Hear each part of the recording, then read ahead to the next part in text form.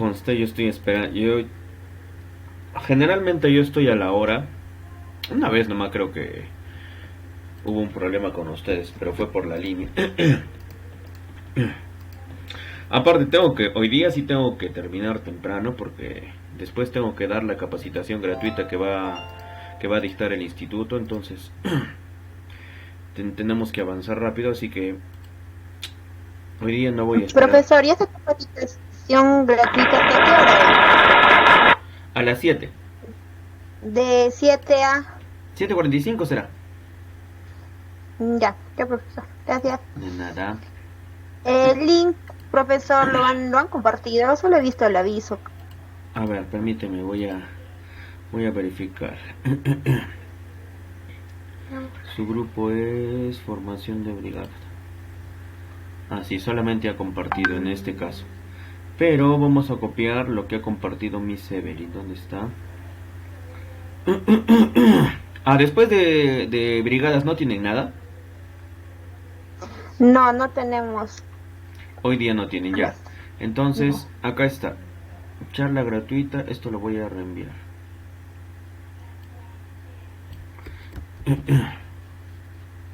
Y entonces asisten, no hay ningún problema.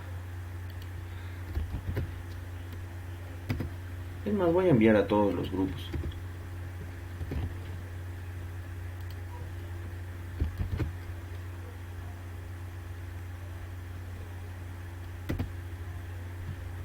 ¿Qué otro grupo tengo? El A19, el D10, no, el G19, no sé si o cómo es. Total, el B19, bueno, el 20. ¿Qué otro grupo de operación enseño? En seguridad en la mañana, los de, ¿cómo se llaman estos patas? Explotación. Ya lo compartí, pero de todas formas. Explotación, meca. Meca. Ya está. ¿En qué otro grupo lo puedo compartir? Por si acaso en logística.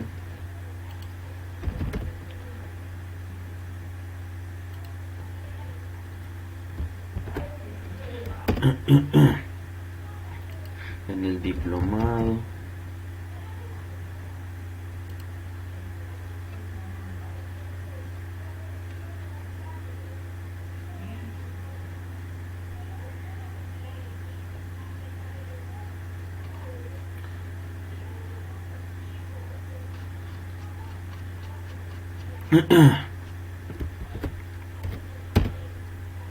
¿Qué más? Ya, listo, ahora sí. Ya le quité el sonido porque si no...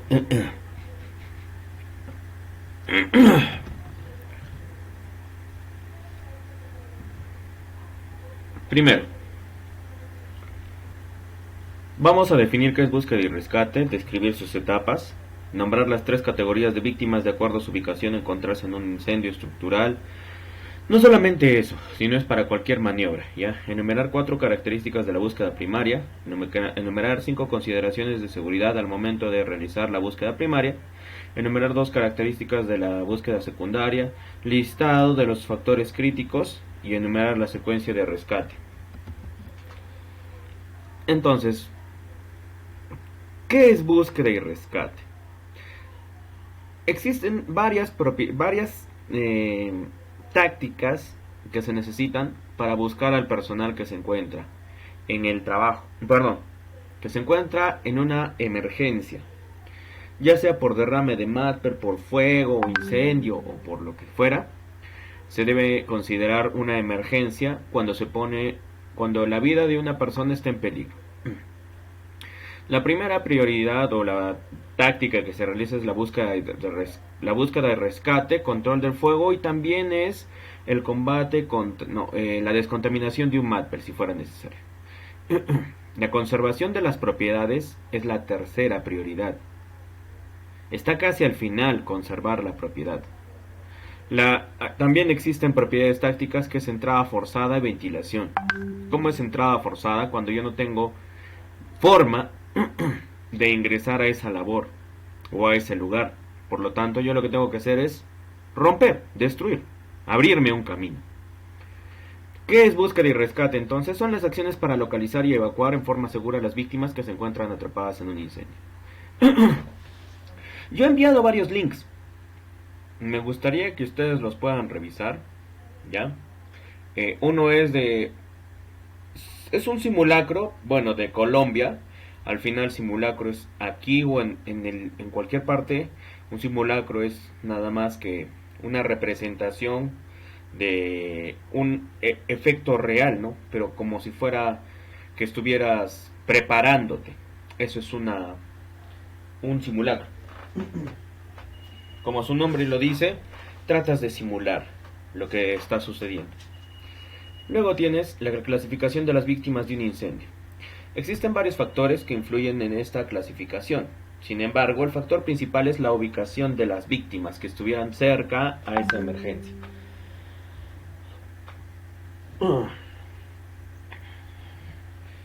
Cuanto más cerca esté el fuego, el material peligroso, mayor es el peligro.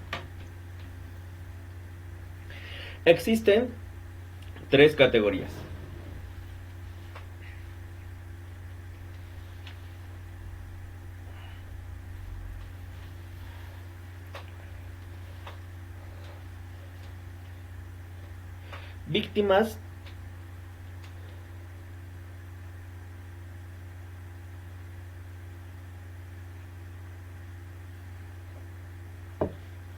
Víctimas en el exterior del edificio incendiado.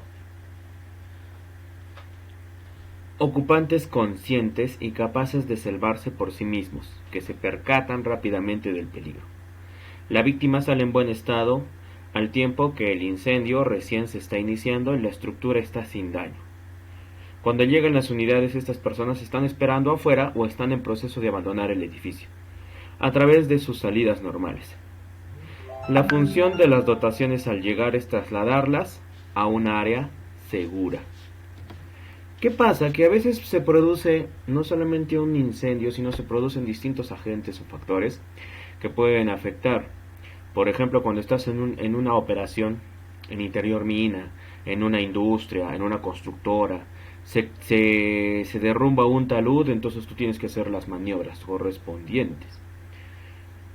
¿Ya? Tenemos que no solamente puede suceder en mi lugar de trabajo. Lo que están observando al lado izquierdo son bomberos. En algunos casos, en el extranjero, si no me equivoco, el Estado da presupuesto, por eso es que tienen la última tecnología para combate de incendios. Acá en Perú, bueno, a pesar de todo, las empresas sí hacen. Hay varias empresas que sí realizan una inversión por los equipos que van a utilizar para rescate, para incendios, para descontaminación de materiales peligrosos y cualquier emergencia o contingencia que pudiera suceder.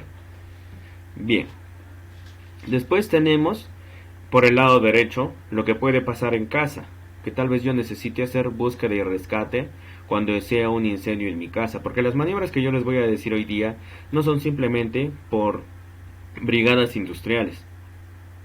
En cualquier momento o situación de emergencia ustedes las pueden efectuar.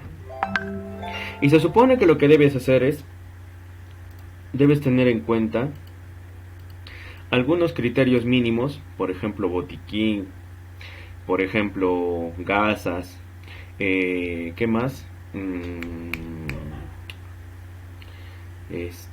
Se me fue. Vendaje que fuera necesario realizar.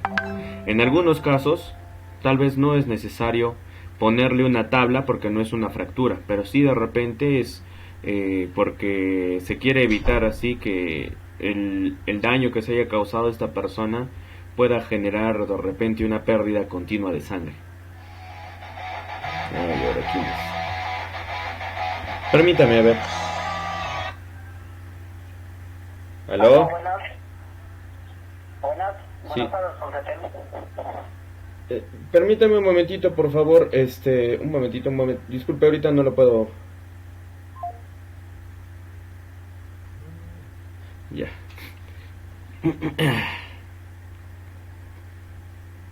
Estábamos en que necesitamos, y no solamente es a las personas que estuvieran en mi casa, sino también se debe observar y analizar la escena. Cuando estás en una empresa, tú ves las áreas correspondientes, ¿ya?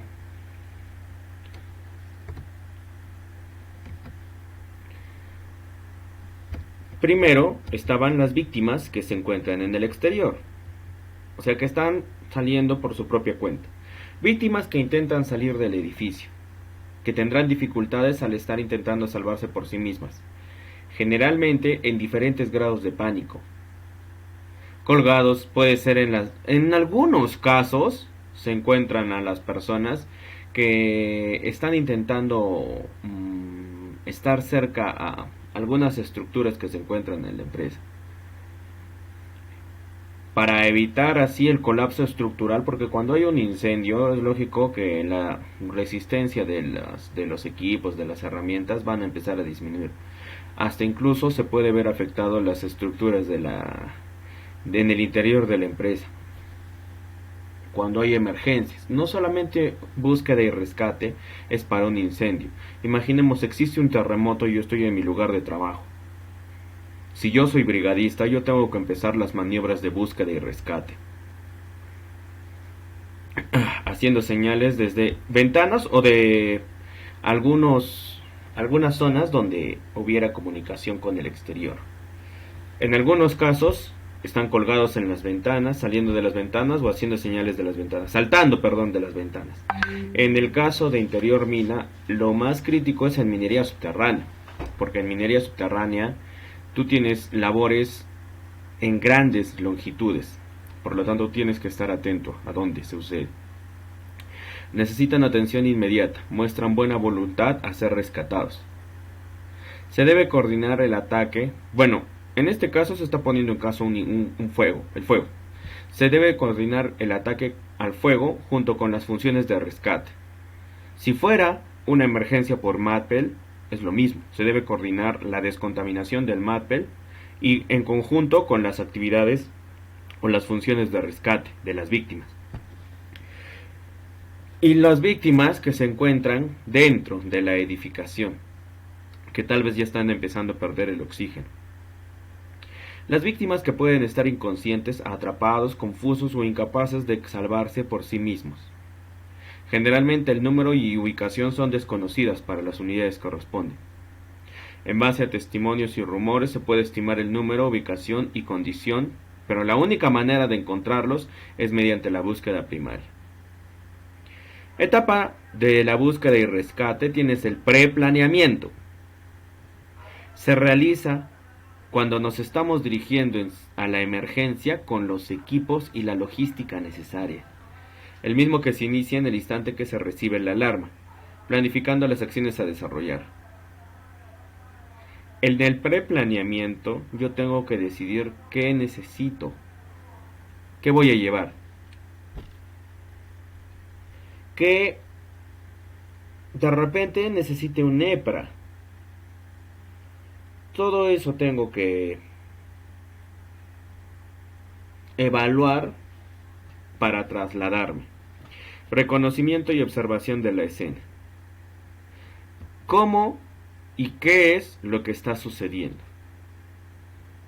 ¿Cuántas personas son las que vamos a ir a ese lugar? Generalmente los cascos de rescatista son ergonómicos, que significa que tienen un menor peso.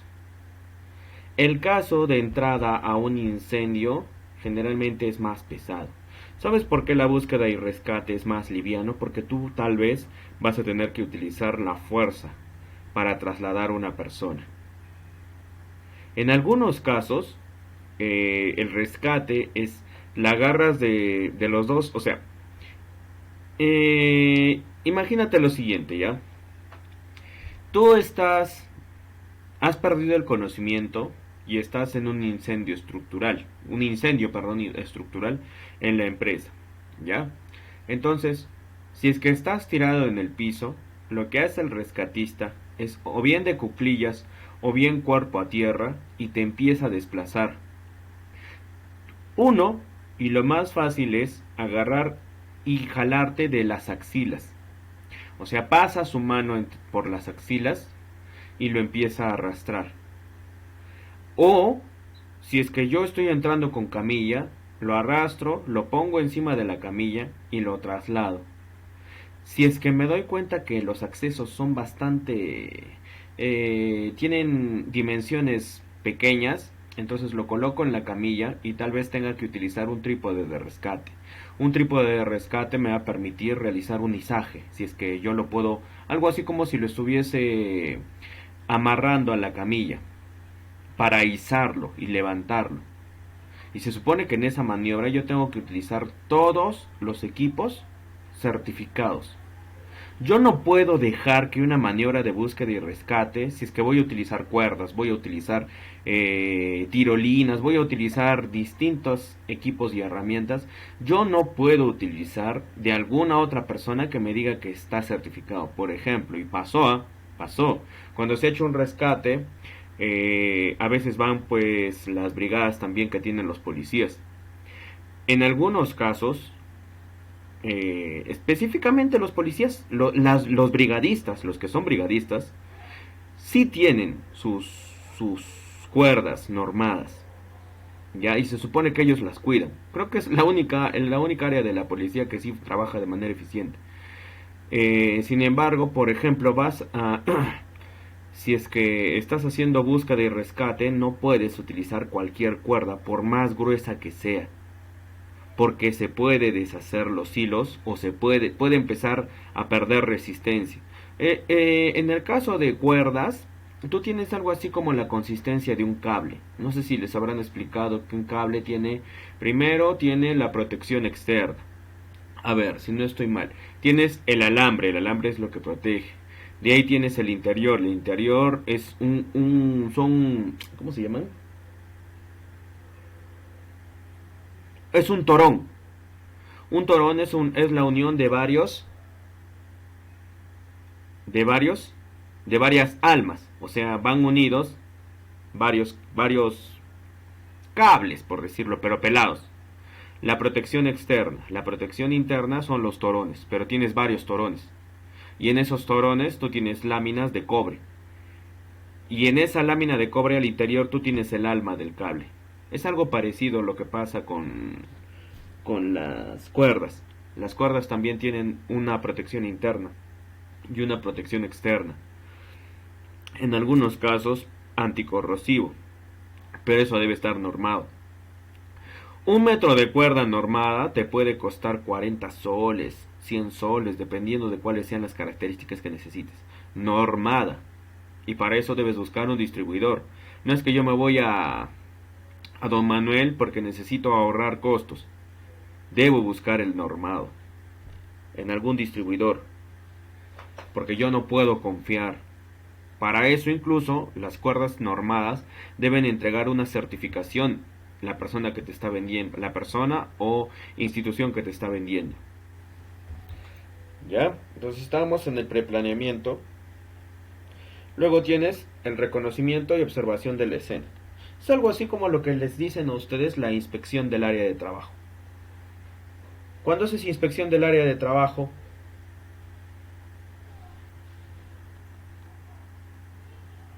¿qué es lo que buscas cuando se hace una inspección?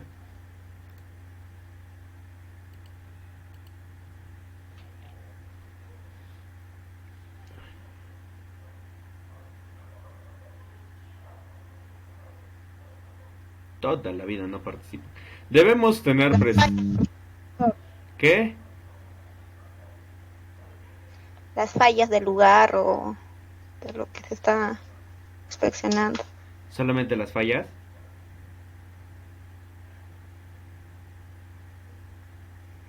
Todo observamos, todo, toda la escena, el lugar. Debemos tener presente el tipo de estructura, lo que se está quemando o lo que se está corroendo o lo que está teniendo contacto con el material peligroso, la hora, el día, también temas climatológicos, si es que yo estuviera en superficie, o sea, estoy expuesto ya al viento, a fin de tratar de determinar la existencia de posibles víctimas. De igual modo debemos observar por alguna posible indicación de la ubicación de estas. De alguna u otra forma yo tengo que hacer una maniobra ahí. La información de los espectadores. En ciertos casos pareciera simplemente irrelevante, pero no siempre es así, porque tú no te vas a estar guiando por tus sentidos. Vamos a buscar una persona que el sexto sentido te va a decir, así como los caballeros del zodiaco decían, vamos a activar el séptimo sentido, creo. Tú confiabas en tu séptimo sentido. No, lo que tienes que hacer es, tienes que utilizar toda la información que te puedan brindar. Si es que fuera un incendio en una casa, los vecinos sí tienen conocimiento de la presencia de ocupantes, así como alguna característica en particular de ellos, de estas personas. La información no debe ser utilizada para obviar las acciones de búsqueda y rescate. O sea, no es que yo presumo haya, sino que servirá para planificar prioridades. En algunos casos, cuando hay emergencias, no todos mantienen el estado de conciencia. Hay muchos que se desesperan y como estás, al menos en un incendio, te estás quedando sin oxígeno, entonces empiezas a perder el conocimiento. Y cuando vayan a practicar búsqueda y rescate, tú ni siquiera vas a poder decir algo cuando empiecen a ingresar. Ni siquiera hacer sonidos guturales, porque cuando has perdido el conocimiento estás tirado. Y lo único que está, bueno, al menos lo que está pensando es el rescatista, es en ubicarte si es que estuvieras en alguna escena. Si no, es verificar el área. ¿Cómo y qué es lo que yo voy a hacer para evitar que siga dañando esa emergencia? Fuera un mártir, fuera un incendio, fuera tal vez algún movimiento telúrico que generó una alteración estructural del terreno. La etapa 2, la búsqueda en los lugares con probabilidades de supervivencia. La búsqueda deberá efectuarse en forma efectiva y exhaustiva y completa en todas las estructuras donde las víctimas podrían estar atrapadas, especialmente cuando se ha determinado que algunas personas se encuentran desaparecidas porque no han salido del lugar. Ellas podrían haber buscado refugiarse en lugares como roperos, armarios, sótanos, baños, duchas, en lugares al menos donde puedan, no sé, tener así sea una pequeña cantidad de oxígeno. Y ahí se busca en todos los lugares posibles. No se descarta nada. Todo yo lo tengo que verificar. Mientras estoy haciendo el ataque contra el incendio, yo voy trabajando. Categorías de las víctimas. En la etapa 2 de la búsqueda y rescate, de acuerdo a su ubicación, podemos encontrar 3 víctimas. Ya los dijimos. Tipos de búsqueda. Las labores de búsqueda las podemos dividir en 2 tipos. La búsqueda primaria son aquellas acciones desarrolladas en toda situación de ataque ofensivo, o sea, cuando estás controlando la emergencia. Al arribar la primera unidad. Cuando lleguen los emergencistas. Características. Acción inmediata. Ojo, esto es importante. Realizarla gateando de ser posible, llevar siempre una herramienta de apertura. La hooligan es algo así como... Bueno, nosotros le llamamos hooligan, ¿no? Ustedes le llaman, creo, pata de cabra. Esta herramienta que me va a permitir aperturar. ¿Por qué necesito aperturar? Porque quién sabe, y yo voy a tener espacios cerrados, los cuales voy a tener que hacer una entrada forzada. ¿Qué es una entrada forzada? Yo voy a tener que romper alguna parte del edificio, entre otros. No solamente uso la pata de cabra, a veces utilizamos mototrozadoras, taladros, porque necesitamos romper el mismo la construcción, el cemento, el concreto. ¿Ya? Una hacha de cabeza plana también nos puede ayudar, un radio portátil y el extintor de agua. Y siempre es importante tener oxígeno cuando voy a ingresar a una emergencia. Ya, buscar en el mismo sentido en cada ambiente y piso por piso. Ya, gatear tanteando la pared. ¿Cómo es gatear tanteando la pared? Entonces, nosotros nos ponemos de cuclillas.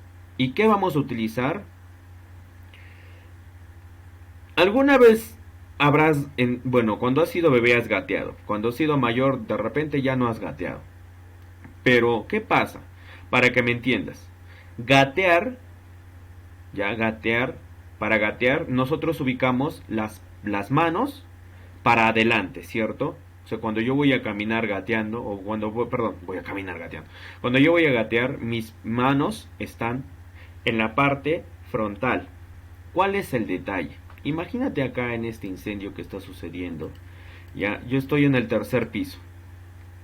Y el incendio se está provocando desde el primer piso y ya lleva unas 2 horas. El tercer piso puede ser una superficie inestable. Por lo tanto, ¿qué voy a utilizar? Los pies, no las manos. Yo voy a gatear, pero no gatear como bebé, sino lo que voy a hacer es de cuclillas. Como cuando te decían que hagas patitos, ya. El entrenamiento que se sigue es riguroso. Bueno, al menos en la compañía de bomberos. Es riguroso. ¿Cómo es?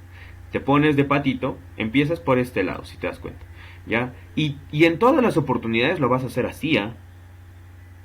Si es que estás ingresando por la izquierda, siempre sales por la derecha. Y haces, y tomas en cuenta principalmente las estructuras.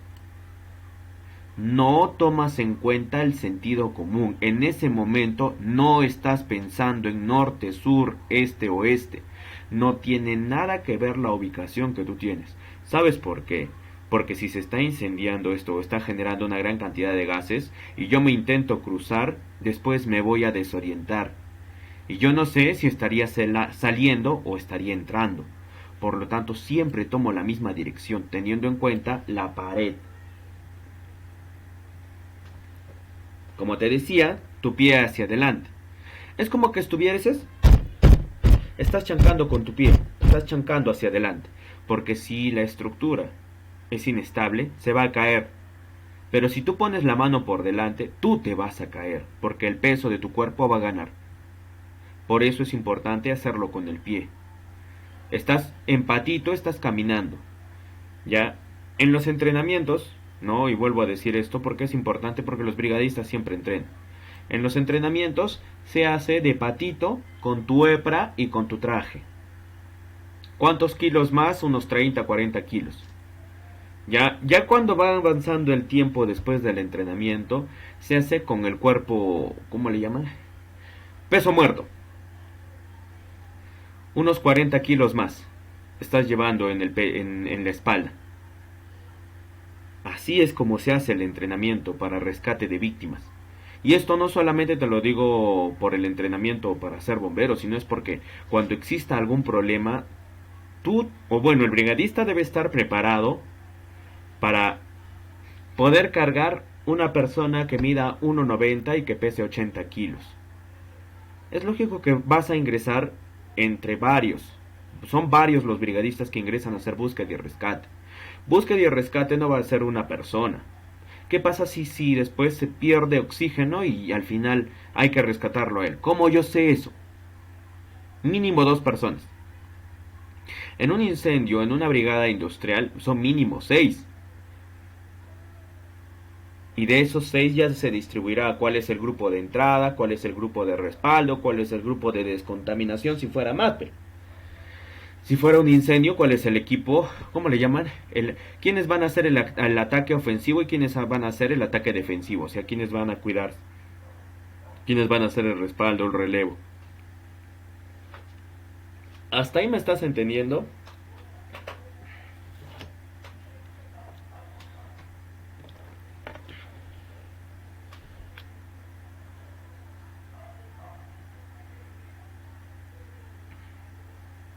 Jóvenes señoritas. Chiquitos.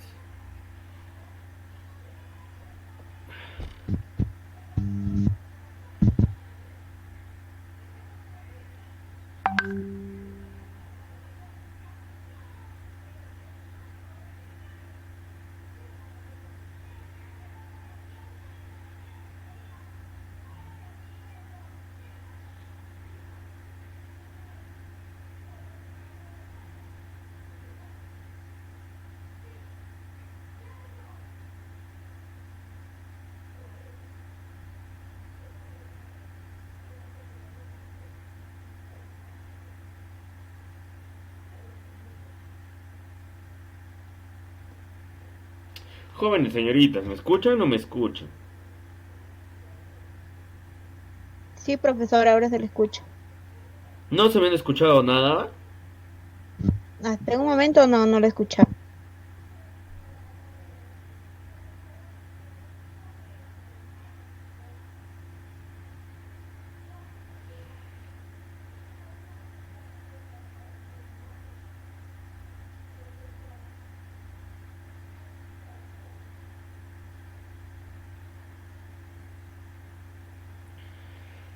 Ay, ay, ay, chukis, chukis, chukis. Ya. Yo voy a seguir una misma dirección para ingresar a todas las áreas y en todos los pisos. Ya, fíjate este edificio. Yo voy a ingresar a todos los pisos porque yo no sé si es que la desesperación ha hecho que alguien se oculte. ¿Ya? Realizarla como mínimo en pareja y un máximo de 4 bomberos, nunca solo. En una brigada industrial son 6. Y eso lo dicen las normas. La norma NFPA 600 y la norma NFPA 1081. El otro día les estaba leyendo. Claro, están en inglés, lógicamente. Estas normas nos van a permitir entender cómo planificar y cómo distribuir el personal. Consideraciones de seguridad, no te olvides el equipo de protección personal. En caso de fuego, acompañar con líneas cargadas. ¿A qué se refiere? Líneas de presión de agua. O también líneas cargadas, por ejemplo, el EPRE, en fin. Proteger las vías de acceso y las vías de escape alternas. Por si hubiera alguna persona que saliera, por eso se debe proteger las vías. No caminar en cuclillas, gatear o arrastrarse para evitar el colchón de humo. Ya, acá, esto es para la persona que va a salir. Pero el que va a hacer la maniobra de rescate sí tiene que caminar en cuclillas, gatear o arrastrarse. ¿A qué se refiere para evitar el colchón de humo? ¿Qué pasa? Que a veces ustedes ya entenderán a este punto que el fuego puede provocar que el piso en sí mismo esté caliente. Por eso es importante tener esa consideración. Al observar un rollover es motivo para abandonar inmediatamente las labores de búsqueda y rescate. ¿A qué se refiere? Que se están generando fenómenos de un incendio. Los flashbacks, los backdraft, todos esos fenómenos, si es que me doy cuenta que se están generando es porque hay una atmósfera todavía bastante cargada de oxígeno y que se está provocando una mezcla rica y que está aumentando el efecto del incendio. Por lo tanto, por eso dice abandonar inmediatamente las labores de búsqueda y rescate. Porque ese rollover puede provocar una explosión de humo. Evite vagar sin planificación, ¿ves? Por eso debes tomar en cuenta el sentido. Si se pierde, bueno, los bomberos trabajan con una manguera y se guían por los embones.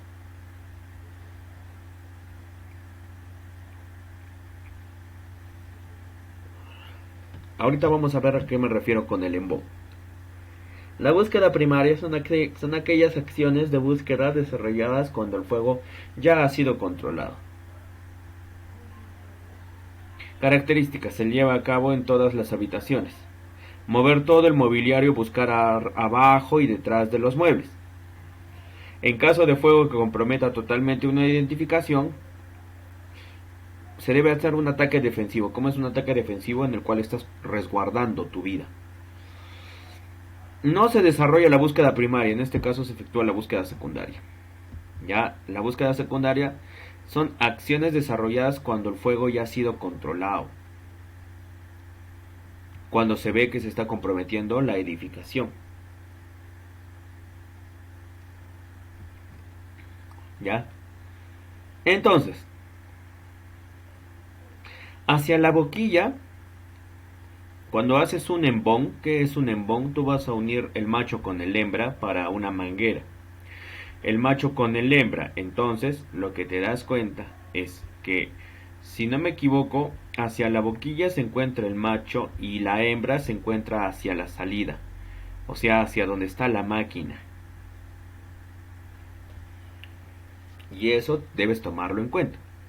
Hacia la boquilla es para avanzar y hacia el otro sentido es para salir.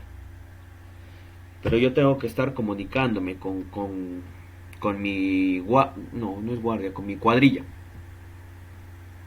Existen 4 factores críticos que deben considerarse cuando se desarrolla la evacuación. La etapa en la que se encuentra un incendio.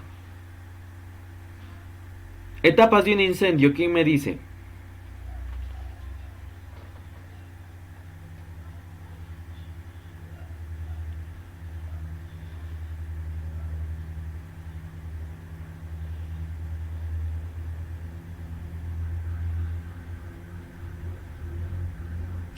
Me hacen perder el tiempo. Bueno, ya que nadie quiere participar.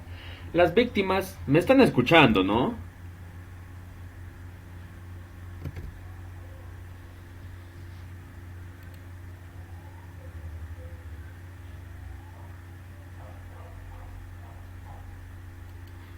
Me estarán escuchando, pero como nadie contesta, seguiremos. Las etapas en las que se encuentra un incendio.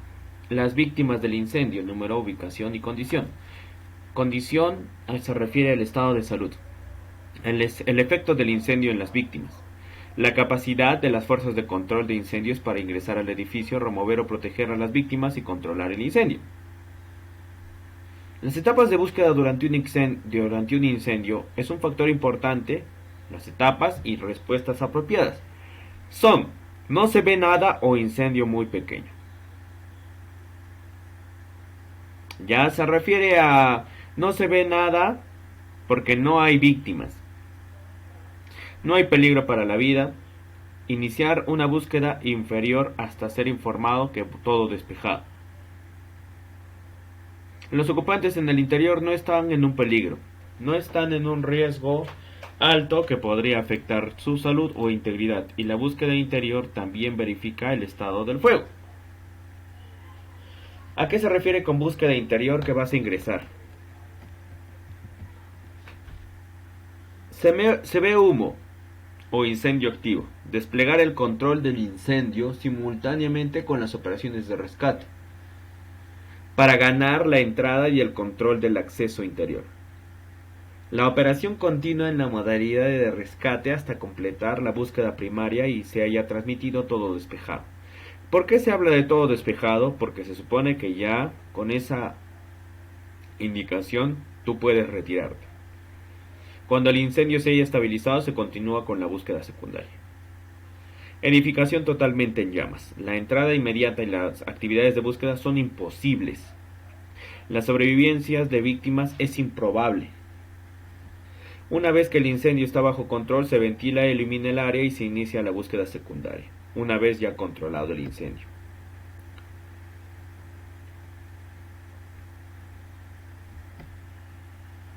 Operaciones de rescate.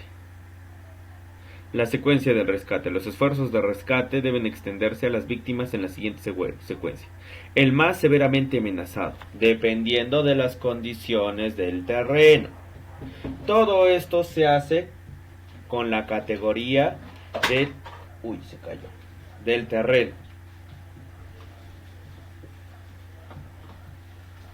¿A qué me refiero con el terreno?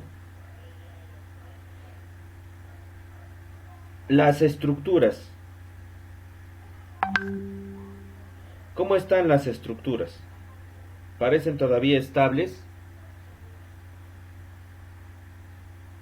Ya, entonces los esfuerzos de rescate, primero a lo más severamente amenazado. Si es que yo me estoy dando cuenta que puedo ingresar a la escena, a pesar de estar llevándose a cabo un incendio, porque me han comentado que hay un grupo de 10 personas, un grupo de 10 personas es un grupo grande. Aún así sea uno o sean 10, yo tengo que ingresar o tengo que buscar la forma. Hay muchas personas que se desesperan porque se dan cuenta que una vida está en peligro. Es el refrán de los bomberos. Bueno, el de la B-19. Cuando una vida está en peligro, el sacrificio es un deber.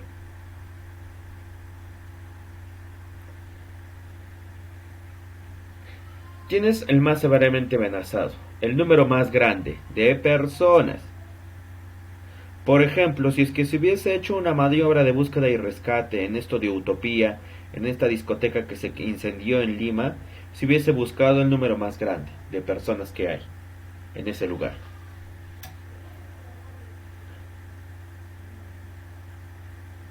Los que se mantienen en el área del incendio. Las personas que estuvieran cerca al foco. ¿Dónde está el foco? Donde más caliente se encuentra. Los ubicados en las áreas expuestas. Áreas expuestas porque podría haber alteraciones del terreno, caídas, deslizamientos, desplomes, derrumbes, entre otros. ¿Sí me estás entendiendo hasta ahí?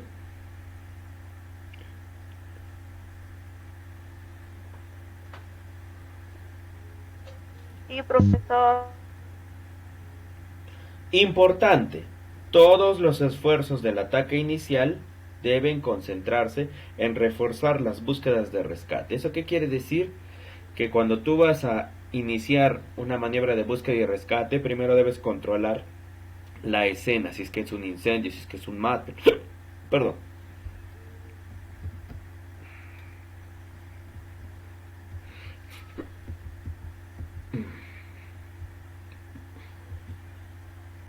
La ubicación de las mangueras se torna crítica. Los equipos de ataque inicial deben controlar los accesos interiores.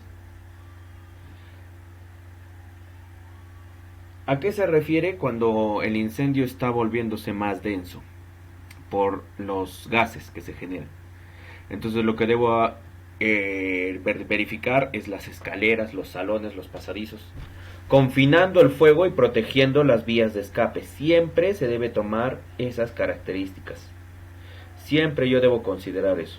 Proteger las vías de escape y confinar el fuego, confinar el material peligroso.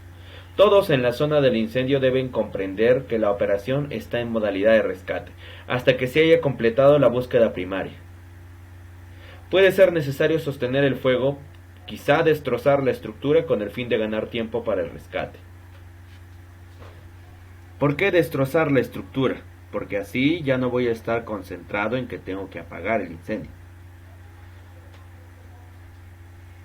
Si no, debo centrarme en el rescate.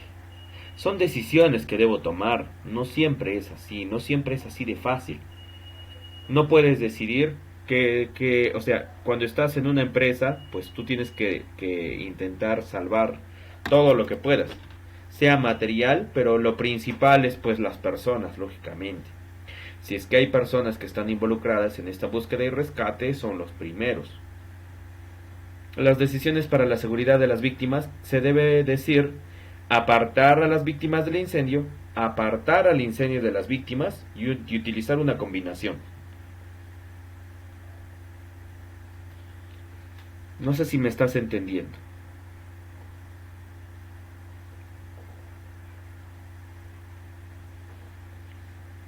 ¿Cómo es apartar a las víctimas del incendio? Las voy a evacuar. ¿Cómo es apartar al incendio de las víctimas? Voy a iniciar las maniobras de combate, de ataque. ¿Cómo se llama? Ataque ofensivo.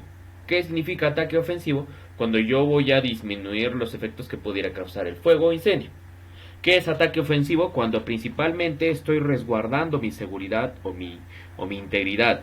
¿Por qué? Porque el incendio me estoy dando cuenta que está empezando a alterar la resistencia, se están empezando a desplomar, en fin.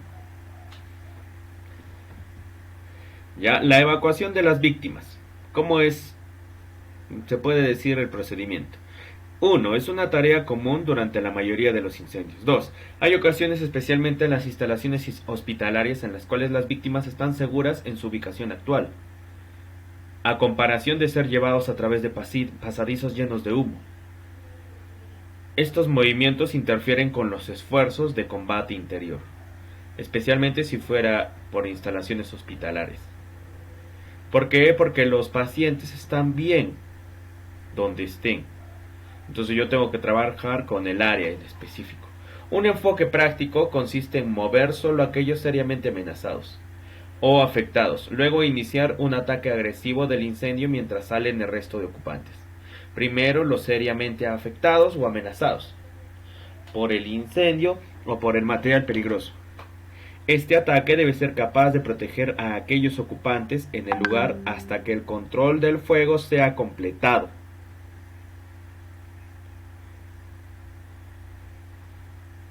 Yo tengo que cuidar a las personas principalmente. Si me doy cuenta que algo se está incendiando y ya rescaté el personal, entonces ya no hago tanto problema por las instalaciones. Si es necesario destruir la instalación, la destruyo para que el fuego no siga avanzando. ¿Ya? Siempre que sea posible, utilice los medios normales de acceso interior para evacuar a las víctimas, las escaleras, pasadizos, áreas comunes interiores que brindan la salida más fácil para aquellos situados en el interior. Asimismo, se requieren menos bomberos para manejar esa situación. Se requieren menos brigadistas. Los medios secundarios de rescate como plataformas aéreas, escaleras a tierra, cuerdas, helicópteros, etcétera, ya, y esto es importante, deben utilizarse únicamente cuando sea absolutamente necesario, cuando hay medios de salida obstruidos o comprometidos con el incendio o por el incendio. Ya, ojo, estos medios secundarios, las cuerdas, plataformas aéreas, escaleras, helicópteros, solamente son cuando se ven las salidas se ven obstruidas o cuando se ven comprometidos estas personas en el incendio. Cuando más se aparte de utilizar los medios normales de salida, más lentos serán los esfuerzos de rescate y mayores serán los recursos necesarios para hacer la evacuación.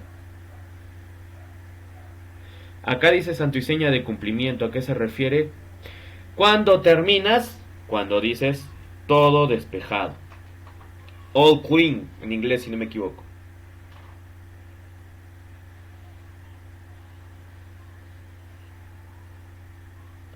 Listo.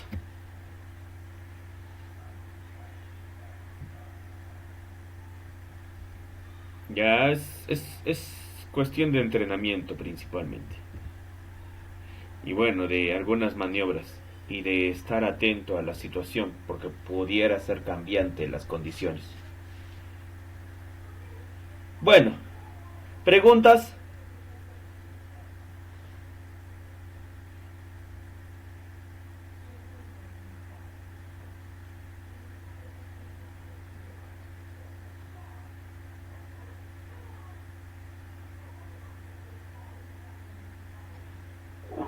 Profesor, Adelante. profesor, tenía una pregunta. Usted dijo cuando empezó la clase que iba a dar la charla gratuita. Ajá. ¿Cómo uno puede ingresar? Ahí está el ¿Es link. por esta misma plataforma? Ahí está el link. Se va a transmitir por Facebook Live, si no me equivoco. Ahí, Ay, ajá, ay. le he enviado el link al grupo. En este caso, no me han dicho que se va a hacer por Teams, pero ¿qué será al final? Supongo que así quieren evitar que haya filtraciones de audio, porque entenderás que manejar, o sea, cuando estás haciendo una capacitación a veces solamente los capacitadores están en la sala y el, ¿cómo le llaman? Este, moderador. El moderador es el que se va a encargar nada más de cualquier cosa o problema que pudiera existir con el expositor, ¿no? Y en el caso de suceder cualquier falla se soluciona inmediatamente. Si esa charla la voy a dar yo.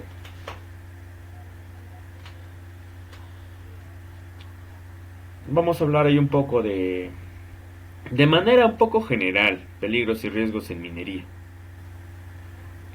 Porque va a durar 45 minutos, no va a ser una capacitación. O sea, no es un seminario en sí, es una capacitación. Yo sí he dado seminarios, incluso me invitaron a ser ponente en un evento internacional que se desarrolló en la UNSA.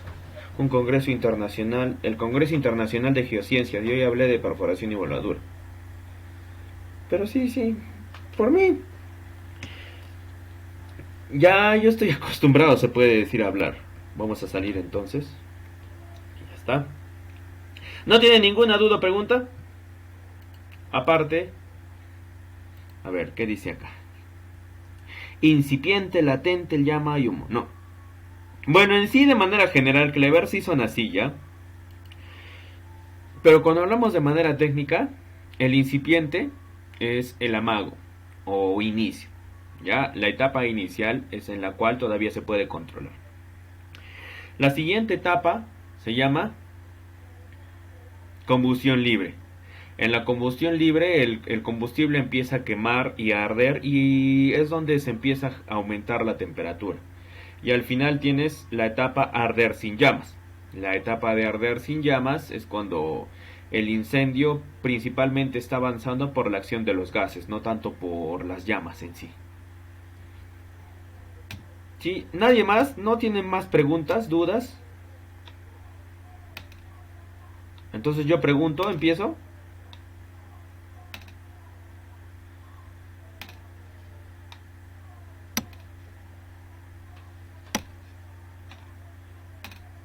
¿Nadie? Ya, bueno, vamos a imaginar que han entendido. Hay algunas indicaciones, ya, en este tema. Hay algunas... Uy, ya lo borré, ¿no? Ya no importa. Hay algunas indicaciones que nos la da empresas que que te van a ayudar a buscar información. Tú puedes buscar el ISEM, el Instituto de Seguridad Minera.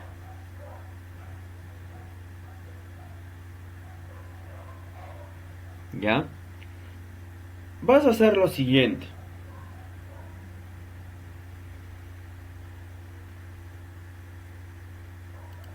A ver, vamos a escribir a WhatsApp.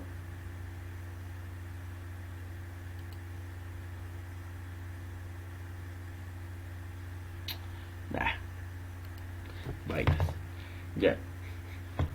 Tú vas a entrar a la página del Instituto de Seguridad Minera y hay una forma en que puedas recibir información mensual, gratuita. Tú vas acá a la parte inferior del Instituto de Seguridad Minera y acá donde dice correo electrónico pones el correo de ITEP. Tu correo, no sé cómo es tu correo. En mi caso es csalas@itep.edu.pe. En mi caso yo como estuve intentando ser socio, entonces me envían los correos, el Instituto de Seguridad Minera. ¿Dónde está? El Instituto de Ingenieros de Minas, no. Instituto de Seguridad Minera, Incluso había una capacitación, si no me equivoco, hoy día. ¿Cuándo había una capacitación del Instituto de Seguridad Minera? Ayer creo. Ahí está, revista Seguridad Minera. Me llegan artículos. La progresión y eventual terminación de los juicios de seguridad y desarrollo de habilidades blandas. ¿Cómo lograr que el proceso de seguridad basado en el comportamiento sea un aporte a la prevención?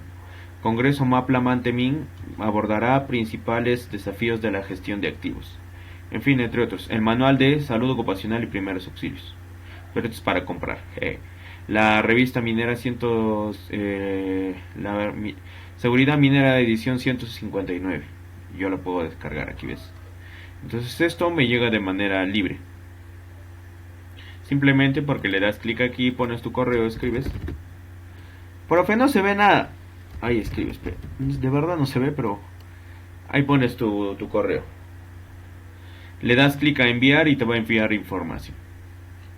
Y ahí yo me refiero a que ahí también para que puedas ser parte, ¿no? En sí, esta importante institución hace capacitaciones que sí son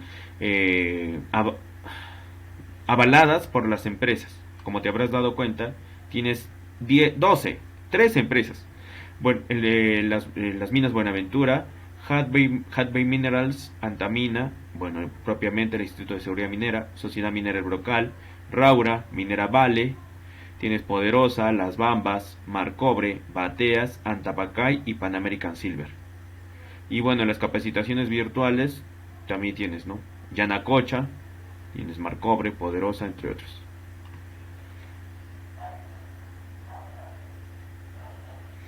Ya, y te van a enviar gratuitamente.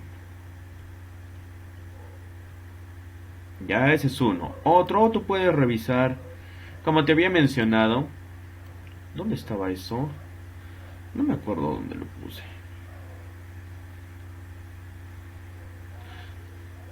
Los voy a escribir mejor acá en el chat, ¿ya? Para que no se pierda esa información. Tú puedes buscar a la NFPA 600, formación de brigadas industriales, si no me equivoco, y la NFPA 1081.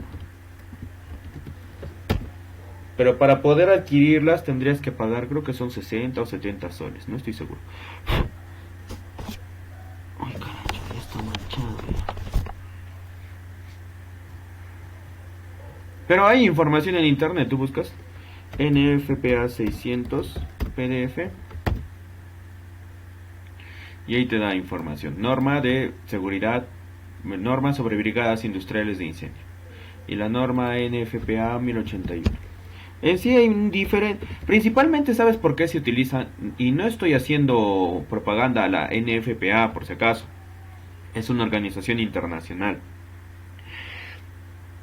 Es porque cuando tú te vas a capacitar en brigadas, no utilizamos, o sea, no existe una ley de formación de brigadas. Acá en Perú no existe. Entonces lo que haces es buscar información internacional. Y ahí tienes. Norma para calificaciones profesionales de brigadas. ¿Ves? Standard for Industrial Fire Brigade o Brigade. Member Professional Qualifications. O sea, te va a brindar la preparación para brigadas. Y ahí está. Y tú la tienes que leer. Lógicamente, pues que va a estar en inglés. La NFPA, ¿qué es? National Fire Protection Association. La Asociación Nacional de Protección y Ataque contra el Fuego. Y ahí tienes un montón de información y te va a decir capítulo 1, propósito, aplicación, unidades y fórmulas, porque no es simple, o sea, no creas que para ser brigadista simplemente es cuestión de teoría. Tú tienes que saber, así como te he explicado en monitoreo ambiental y estadística, también existen ciertas técnicas y estándares que debes cumplir. Por ejemplo, ¿ves? La NFPA 1081 hace alusión a la NFPA 472. ¿Qué es la NFPA 472? Los niveles de respuesta a emergencia MATPEL. Y ahí está, en inglés. La NFPA 600, los estándares para formación de brigadas industriales, de brigadas de fuego contra incendios, estándar para aparatos, o sea, conductores de equipos de fuego, operadores profesionales, estándar en emergencias, servicios de emergencia en incidentes, o sea, la administración de ese sistema. Y existen un montón de publicaciones, y tú tienes que leer esta información. Y no es simplemente así, facilito, nomás hay ciertas cosas que hay que saber y conocer, que incluso tienes que hacer perforación.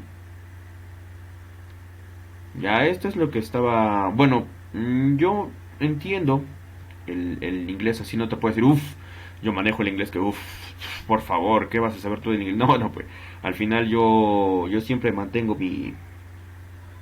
Mi humildad y lo poco o mucho que puedo saber es porque leo bastante. Aquí está la NFPA. Está en internet, así que te estaría te estaría facilitando si la descargo y te la envío al grupo. Está en internet, simplemente la puedes descargar tú y no. En este caso no necesito. Yo no he encontrado la 600, pero por ahí debe estar también, supongo.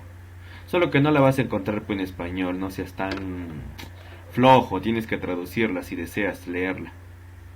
Ya hay muchas cosas de aquí que se aplican para qué, para lo que es el ESBAS. ¿Qué es el ESBAS? El manual de la Escuela Básica de los Bomberos, o también para los brigadistas que tienes en la Cruz Roja. Entonces, para las brigadas también industriales en las empresas. Es información técnica, no simplemente van a creer que los brigadistas solamente hacen sus entrenamientos con peso muerto y listo, ya está. Tienen que hacer un cálculo, tienen que evaluar las condiciones, temperatura, presión, humedad, tienen que ver las características del terreno, hacer el análisis o verificar su bioseguridad y la bioseguridad del que van a rescatar.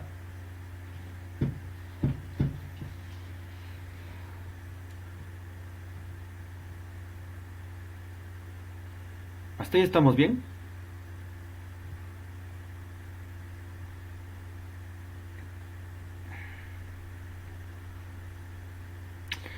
Definitivamente ustedes son un grupo muy hablador.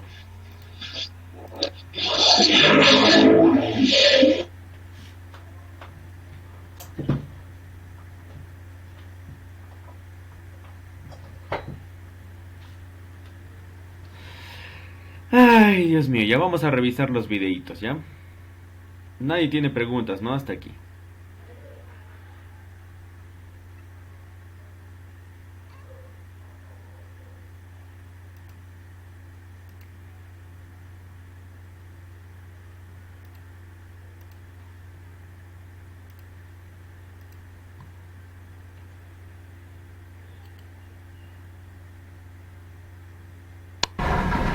¿Y la madre cuándo ya no ven?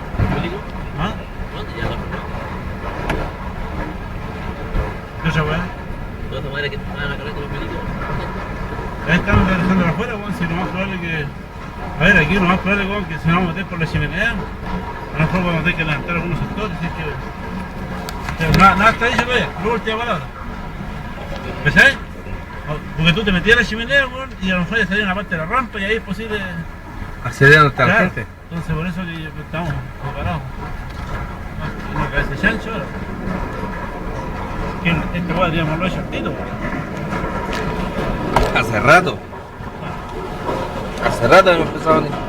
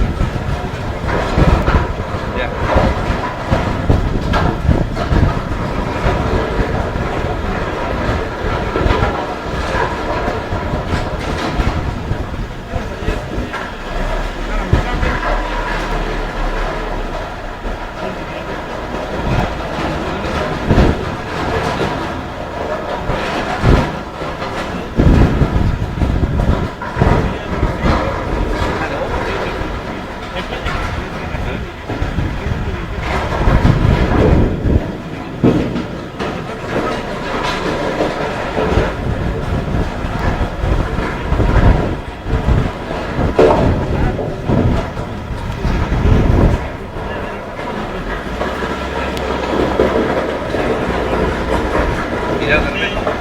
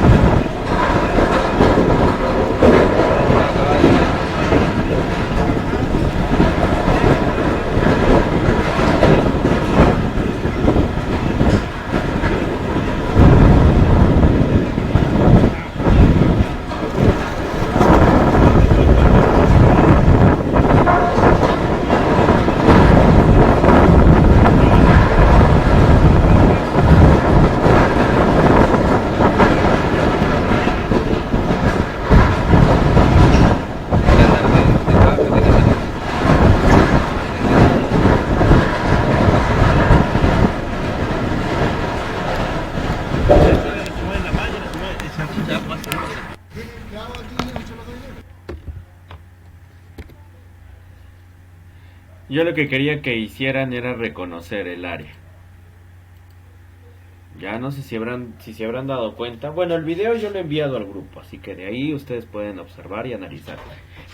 ¿Por qué pongo una mina subterránea? Porque tiene las condiciones más desfavorables que puedas tener. Tienes el techo que se puede venir encima, la roca, tienes las condiciones o que no es un terreno que va a ser en terraplén, sino va a tener distintas variaciones en cuanto a altitud, en cuanto a, ¿cómo le llamaríamos?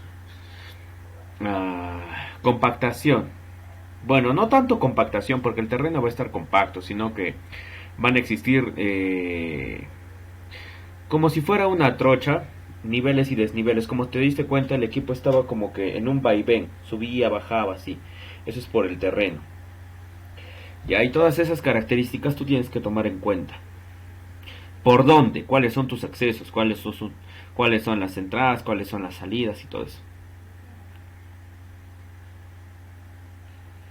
¿Ya? ¿Hasta ahí alguna pregunta o duda? Ninguna, ¿no? Todavía.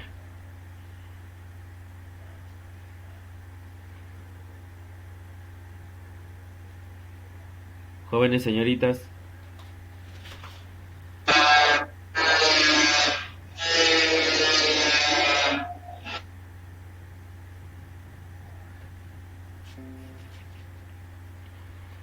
Estoy infectado, dice.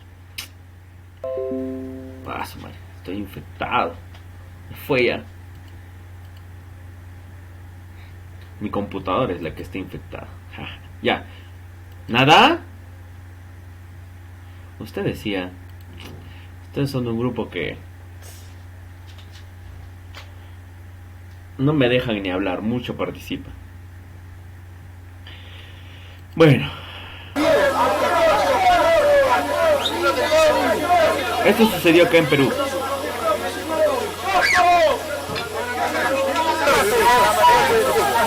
Ahí está, el casco ergonómico para los brigadistas de rescate.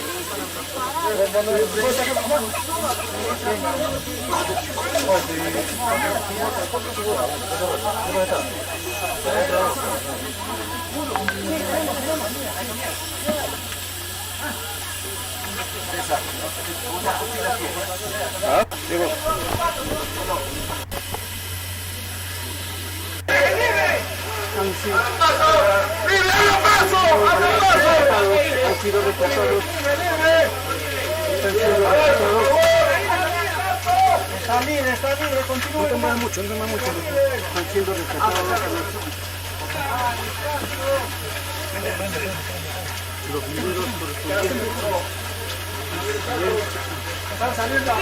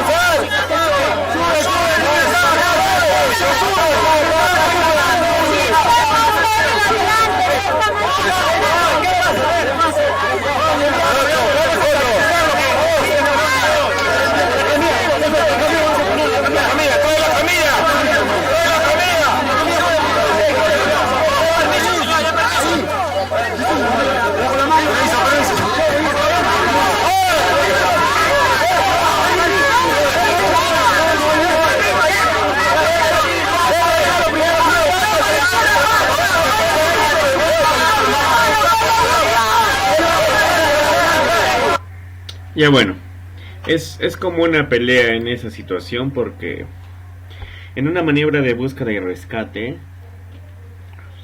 el hecho de decir vivo, vivo, es una enorme alegría. Cuando se rescata a algún trabajador y se puede contar esa experiencia de que tal vez cuando se ingresó a la emergencia parecían desahuciados porque estaban perdiendo el oxígeno. Es como lo que sucedió, ¿no? Bueno, en el caso de Chile eso fue porque lo hicieron pues público, lo hicieron internacional. Pero en el Perú hemos vivido situaciones parecidas, incluso situaciones peores. Ya, solo que nosotros no lo hemos hecho no hemos hecho tanto escándalo, por decirlo de alguna manera. Porque, por ejemplo, hace poco ha habido un derrumbe en minas pequeñas y minas artesanales. Y no se ha dicho nada de las maniobras de rescate. No se ha hecho que incluso creo que los llevaron a un partido del Real Madrid, a los chilenos que rescataron, 34 chilenos, creo que incluso han hecho una película. O sea, han hecho todo un espectáculo. Pero en sí acá en Perú hemos tenido situaciones parecidas. En Ollón es una mina de carbón, por eso es que están saliendo negros. O sea, la carita está negra. ¿Ya? ¿Y cuál es el detalle? Es que cuando vas a ingresar a una mina de carbón, tú estás atento porque se puede formar el gas grisú, y el gas grisú es un gas combustible.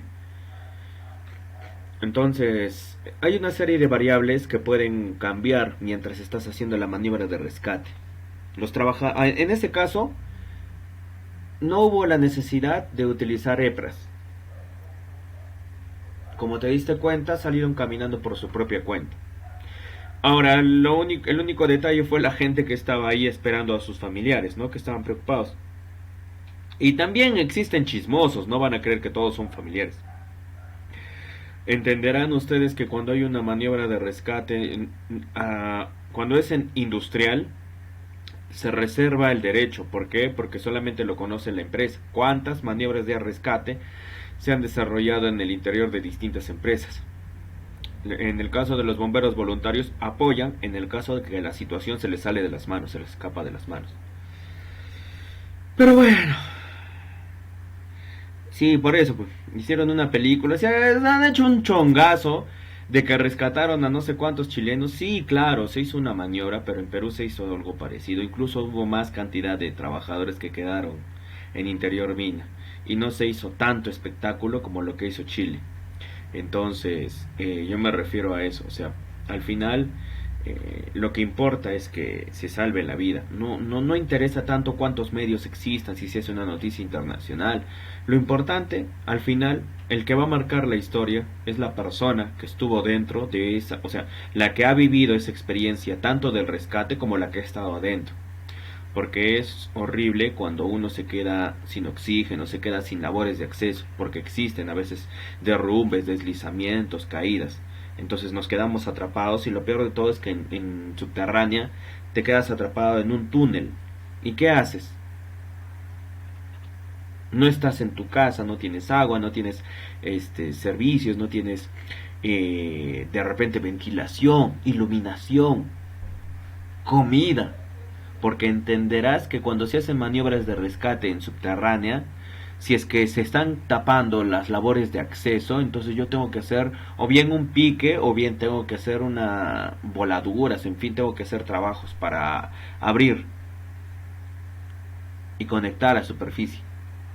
En el caso de Chile, pues vamos a encontrar un montón de videos, ¿no? Pero no es el tema en sí que sea un espectáculo, sino el tema es que se pueda rescatar a los trabajadores. A los 33, ajá. Sí, eso fue ya, bueno, a veces eso da mucho que pensar, ¿no? Porque al final lo que importa es que los rescates, no tanto que llames a los medios de prensa. Lo importante es que los rescates. O sea, no sé si lo quisieron hacer así al final. Era igual si habían o no habían medios. En Perú, como te digo, han habido muchos casos.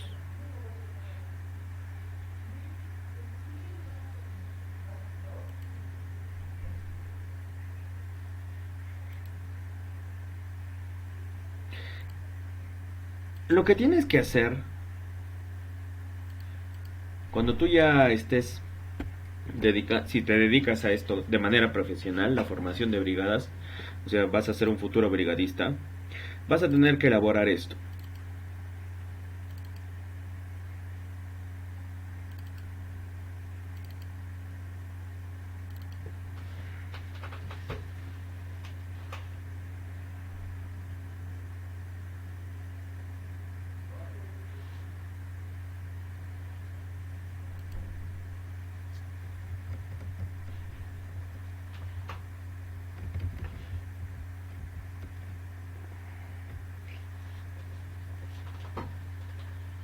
Un plan de prevención, preparación y respuesta ante emergencias. Y tú tienes que considerar todas las emergencias que puedas. Coordinar las actividades en el sitio de suceso, la emergencia en interior mina. El técnico de minas o quien se designe van a administrar, o pueden ser, perdón, los administradores, área de mantenimiento, supervisor de seguridad, jefe de seguridad, los que van a conformar el centro de control de emergencias en mina, y que ellos son los que van a coordinar las operaciones, verificar que se tomen oportunamente las medidas necesarias, tomar las medidas necesarias, proteger las instalaciones, verificar el plan de acción, la emergencia esté controlada. Todos, no sé si te habrás dado cuenta en la presentación que yo hice,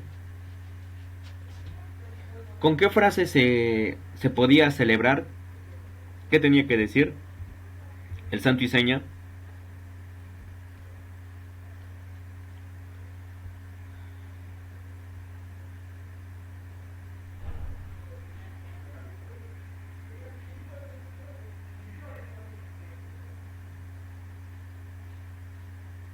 ¿Nadie? Pucha.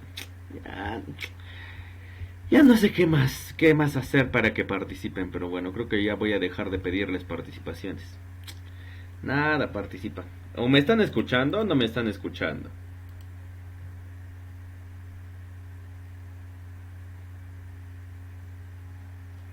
Sí, es una norma que obliga a poner refugios. El decreto supremo 024 está en eso. En cuanto a construcción, igual. Pero el detalle es que las variables de minería subterránea son más cambiantes, ¿no? Sí se ponen cada cierta distancia los refugios. Claro, si estás lejos tienes problemas, pero ¿cuál es el detalle? Que aún así estés cerca y el desplazamiento, deslizamiento o la emergencia que suceda termina por impedir el acceso a estos refugios, de nada va a servir que estén ahí. Los refugios, si no me equivoco, soportan incluso sismos. Ya, pero como vuelvo a decir, si es que voy a tener imposibilitado el acceso a estos refugios, no me va a servir. Aún así yo tenga el mejor refugio que me haya costado $50,000, no lo voy a poder utilizar, porque lo importante es tener los accesos. Ya, y las labores, o sea, en el momento de una emergencia, yo lo que tengo que hacer es guardar energías, porque yo no sé hasta qué momento voy a poder resistir, porque te empieza a faltar el oxígeno, empiezas a desesperarte por no poder salir, entre otras cosas. Son un montón de factores en sí que son independientes de los brigadistas. Pero lo que se hace es actuar de la manera más rápida posible.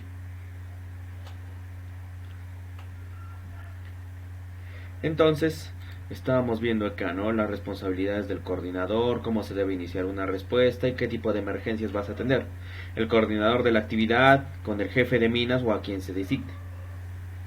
¿Ya?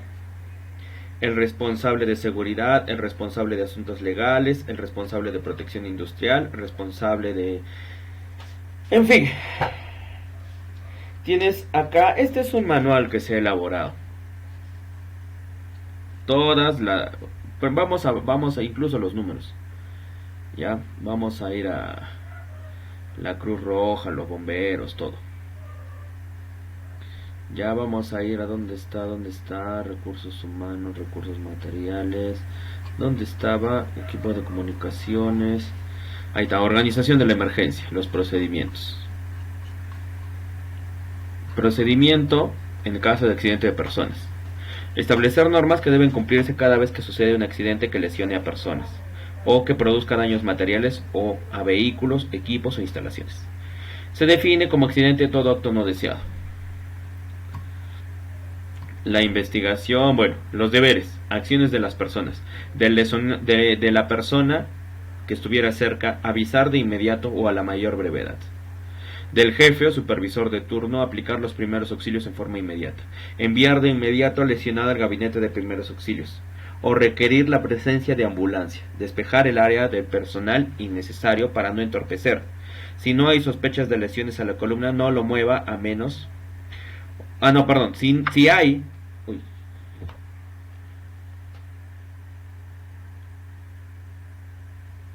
Si hay sospechas de lesiones a la columna, no lo mueva,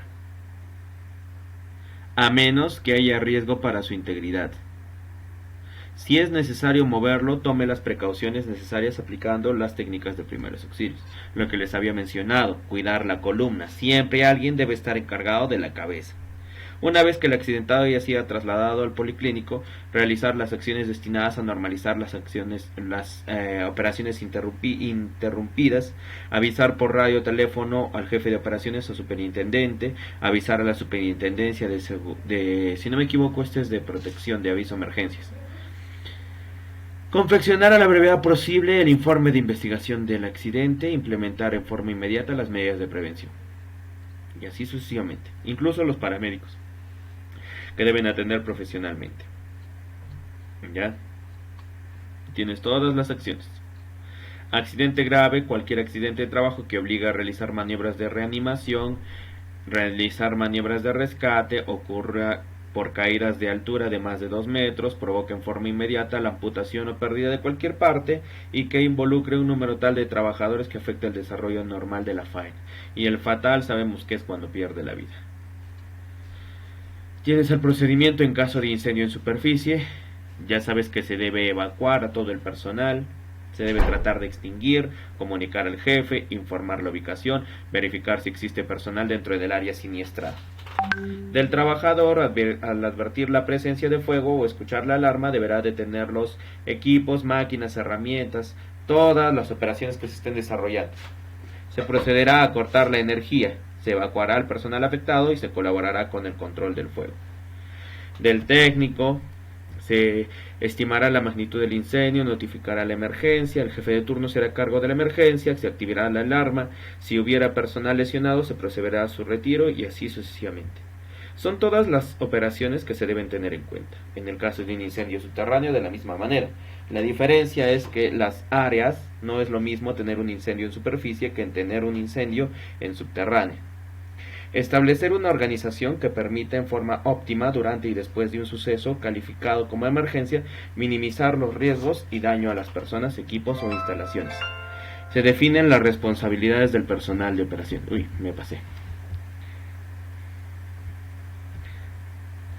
Deberes y obligaciones del que descubre el incendio, tratar de extinguir, si aún es tiempo de controlarlo mediante los extintores, si no es posible, comunicar al jefe, informar sobre la ubicación, verificar si se encuentra personal cerca y dirigirse a un área o lugar seguro, o los refugios o a superficie. Del trabajador, al ser informado, escuchar la alarma, deberá inmediatamente interrumpir su actividad deteniendo equipos y todo. Si la salida está bloqueada por el humo, deberá hacer uso de los autorrescatadores. Si no me equivoco, el autorrescatador lo que debes hacer es colocártelo en la boca y morderlo, porque eso va a liberar una cantidad de gases que te va a permitir respirar hasta que salgas, si no me equivoco, de esa zona. En fin, se debe considerar que el jefe de operaciones o supervisor de operaciones serán las personas designadas para accionar o autorizar el accionamiento del sistema de alarma. Todas las personas que trabajan o ingresan eventualmente a la mina deberán conocer el procedimiento de uso y operaciones de los refugios mineros. Todas las personas que trabajan o ingresan eventualmente a la mina subterránea deberán conocer el procedimiento para evacuación. Los equipos de ventilación deberán continuar operando dependiendo de la ubicación del siniestro. Los trabajadores en general deberán conocer el uso de los extintores portátiles. Y así sucesivamente. También tienes procedimiento para en caso de derrumbe. Tienes, ¿qué más? A ver, procedimiento en caso de derrames o de sustancias o combustibles. Primero tienes combustibles, de ahí tienes lubricantes, de ahí tienes producción de un terremoto y todo lo que es esa información. Bien, muchachos. Ay. ¿Dudas?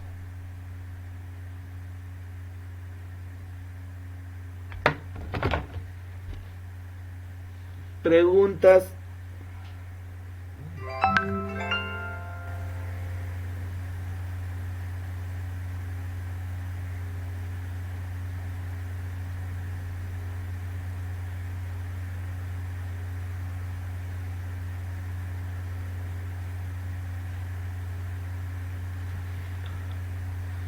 ¿No hay preguntas?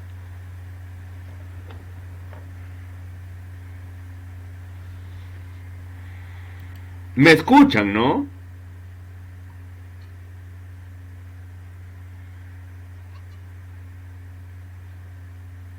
Jóvenes señoritas, ¿me escuchan? Profesor, Dígame.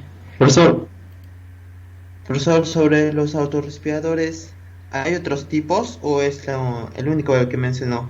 El autorrescatador, hijo, es diferente. Existen dos equipos diferentes. No sé si por acá. A ver. Permíteme un segundito.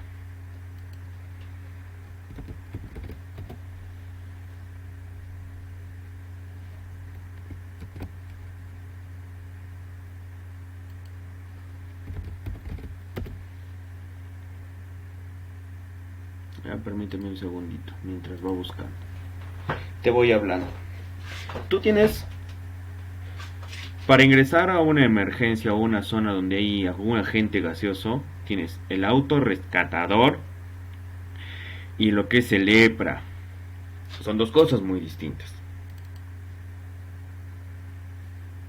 Ya, permíteme mientras va abriendo. Ya, ahí está.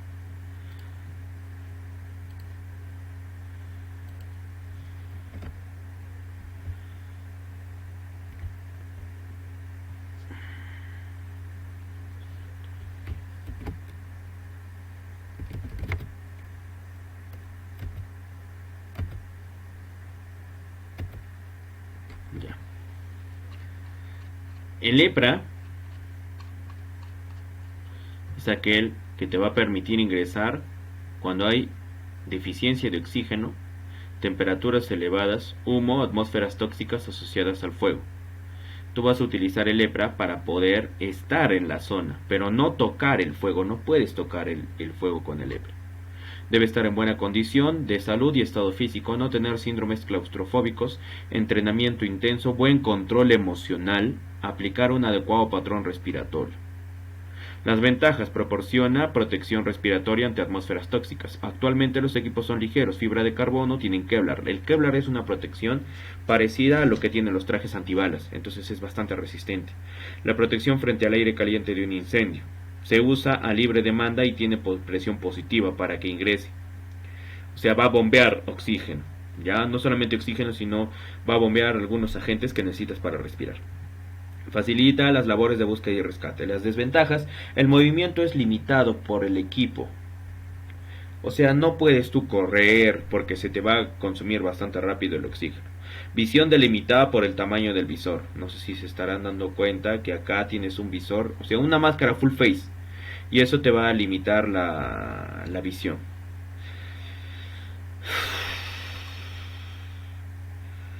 El tiempo depende de la condición física y entrenamiento del usuario.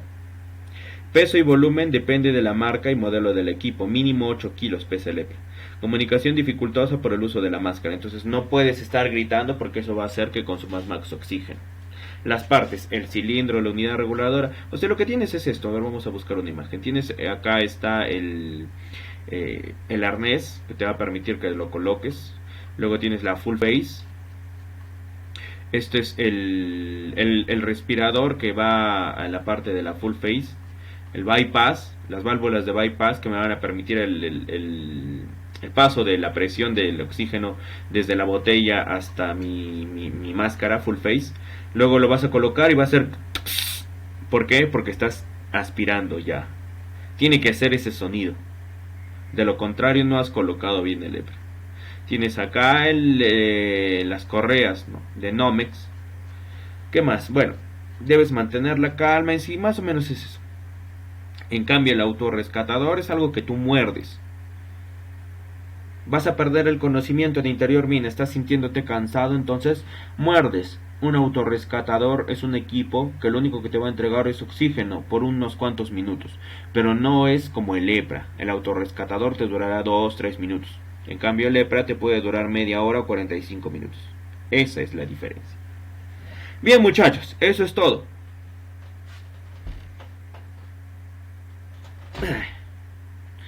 Listo, espero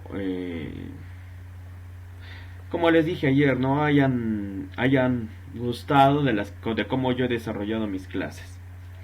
A ver, para la asistencia, Alex Cornejo, Clever Siles, Catherine Quicaño, Isabel Ortega, María Ramos, Orlando Merma y Yanit Cuevas. Y de este curso también tienen que hacer una exposición. ¿Ya? Es algo así como... Dime. Los exámenes de todos los cursos es a la próxima semana, ¿verdad? Y Sí. la exposición la próxima semana. Sí.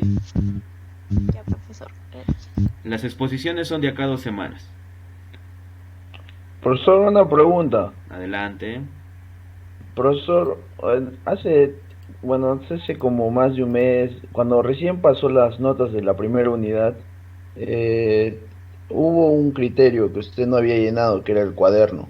Y ese criterio creo, bueno, no solamente yo, quizás otros alumnos que quizás no han llevado con la profesora anterior, no sé, algo así explicó, se ha quedado sin nota. Y eso ha cambiado pues significativamente el promedio de la primera unidad. Entonces, cuando le pregunté, usted me dijo de que lo iba a solucionar, pero justo he visto en estos días y aún no se ha, como ya se va a acabar el módulo, quizás, o sea, le hago llegar esto para que no, quizás para que no estén apuros, pues quizás más, como ya falta poco, a eso me refiero. Que yo sepa, yo ya llené las notas de todos, que yo me acuerde. Bueno, al menos de todos los que asisten a clases, ¿no? Lógicamente los que no asisten ya verán cada uno. No, Claro, pero que yo sepa, ya está... Ya, mira. Ya con esto o me sea, despido. hay un criterio que dice cuaderno Sí, y sí, nosotros no hemos llevado cuaderno con usted, a eso me refería. Sí, pero Ya pues otros compañeros quizás... de repente sí, con mi Winnie de repente lo han llevado, pero a ver, para que no me digan después de que no... Ahí están las notas. Ya. Si es que yo no hubiese llenado, habría alguna casilla en blanco. No hay casillas en blanco. Yo he llenado esa nota. Ya, no sé si ha revisado hace poco. El día que dije ya actualicé notas. Si lo has revisado, bueno, solamente voy a poner ya para que no me digan que yo estoy intentando publicar sus notas. No quiero que vean. ¿Ya? Los únicos que están desaprobados... Bueno, hay desaprobados, pues lógicamente. Pero es porque yo les dije, envíenme audio o si sea por WhatsApp. Y sí les voy a decir ya para finalizar, y esto es para todos los cursos, ¿ah?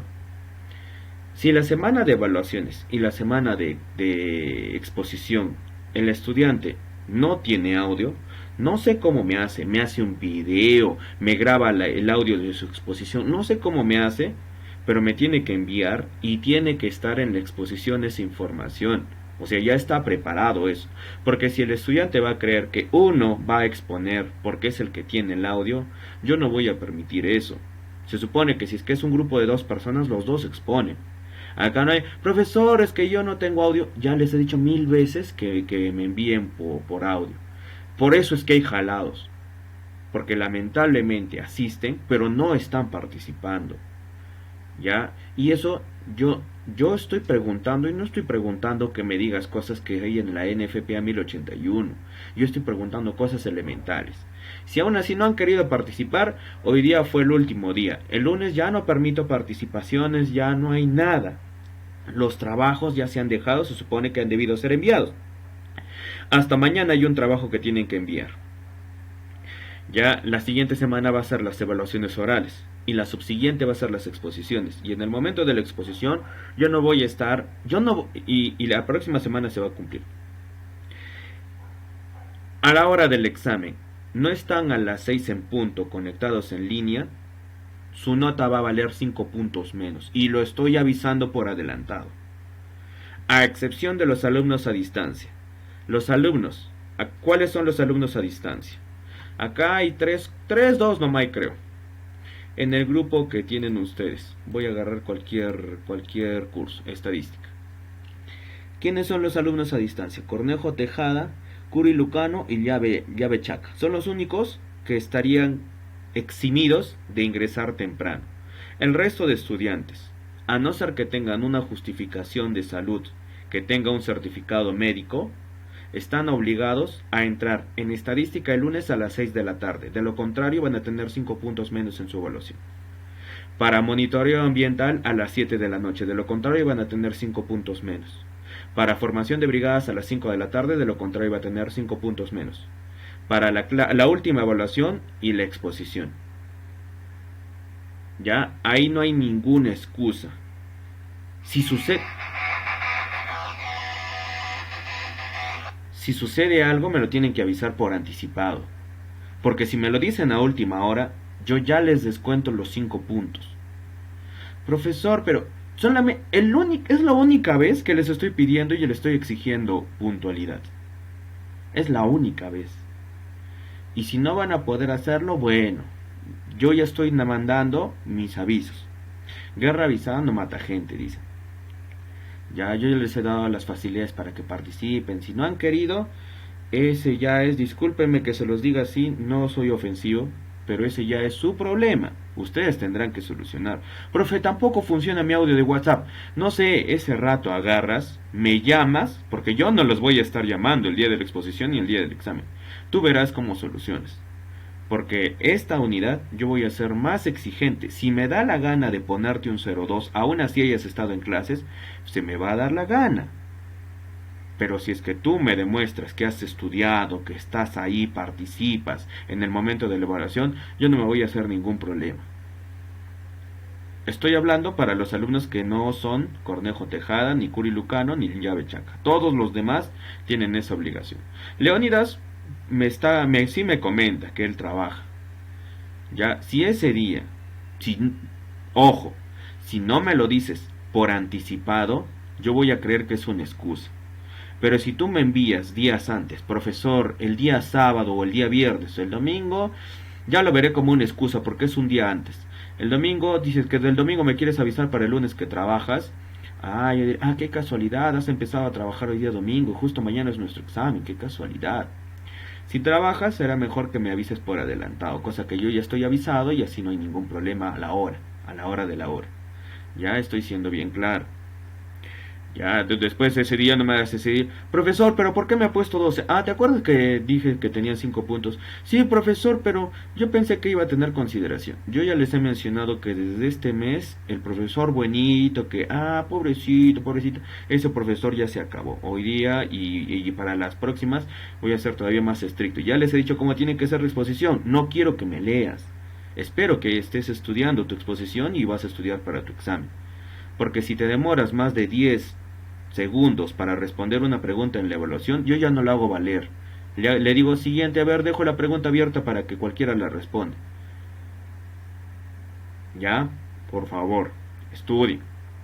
Listo, muchachos, ahora sí me tengo que ir porque tengo que preparar la presentación. Y me pongo así de serio porque las cosas hubiesen sido más fáciles si hubiesen participado. Si yo cada vez que preguntaba, ustedes respondían. Entonces, como me he dado cuenta que no han estado participando, ni modo, pues, ni modo. Ya veremos el día del examen. Ya las notas están ahí y lo vuelvo a poner. No hay ningún, así paso rápido nomás. No hay un solo casillero que esté vacío de las notas de todos. Existen jalados, sí, pero no hay casilleros vacíos. Profe, acá hay un estudiante que tiene casilleros vacíos porque de repente no ha dado examen de la segunda unidad. Ya. Ahí se los he mostrado rápido, no se los quiero poner porque me voy a demorar. Si les intento dar sus notas me voy a demorar. Listo, ahora sí. Nos vemos, cuídense, que les vaya bien.